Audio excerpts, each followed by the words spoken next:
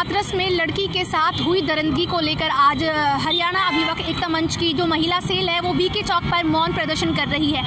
इन लोगों का कहना है कि जो आरोपी हैं जो आरोपी हैं उनके साथ जल्द से जल्द कार्रवाई की जाए, उनको फांसी की सज़ा दी जाए। इसी को लेकर हमारे साथ कुछ लोग जुड़े, उनसे जानेंगे कि क्या है, क्यों इस तरीके से वो मौन प्रदर्शन कर रहे हैं। इस समय हम लोग बीके चौक पे जो मनीषा के साथ रेप हुआ है और उसकी हत्या की गई है उस सिलसिले में बैठे हैं और न्याय की मांग कर रहे हैं कि दोषियों को फांसी की सज़ा मिलनी चाहिए। आप यहाँ इस तरह से मौन प्रदर्शन कर रही थी, आपको लगता है कि जो दोषी आरोपी हैं उनको सज़ा मिल पाएगी? हम तो यही मांग कर रहे हैं कि उनको जल्दी से जल्दी सज़ा मिलनी चाहिए, लंबा नहीं खींचना चाहिए।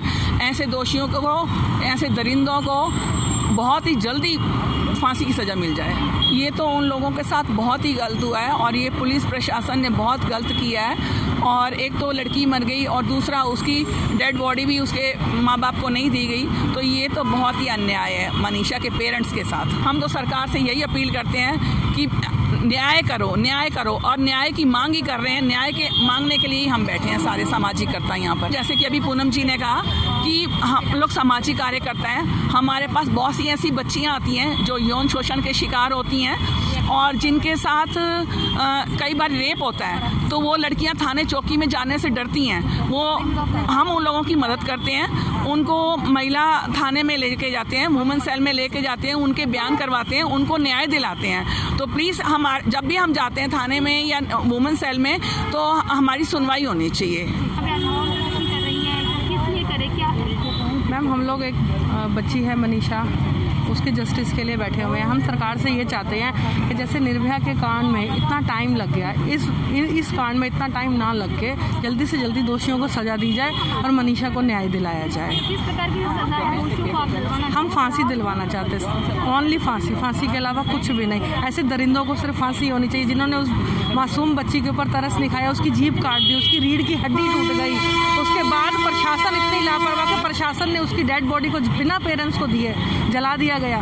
तो हम सरकार और प्रशासन से, योगी सरकार से यही मांग चाहते हैं कि वो जल्दी से जल्दी न्याय करें और हमें पता है कि सरकार इसमें पूरा का पूरा साथ देगी और वो जरूर न्याय दिलवाएगी उस बच्ची के पेरेंट्स को। हमें सरकार से यही उम्मीद है। आपको पता है कि आज फिर एक हाथरस में निर्भया हो गई है, निर्भया कांड हो गया है और इस देश में ये निर्भया कांड कब तक चलेंगे? सिर्फ ये बेटियां, इस देश की बेटियां ये पूछ रही हैं और हम बस उसी का विरोध कर रहे हैं कि ऐसी निर्भया और कब तक होंगी और ये आखिर कब रुकेगा।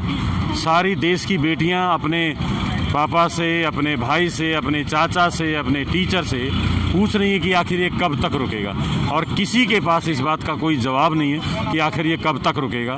अब हमें भी समझ में नहीं आ रहा कि आखिर ये कब तक रुकेगा। तो आप लोग बताएं, जनता बताए कि कैसे रुकेगा।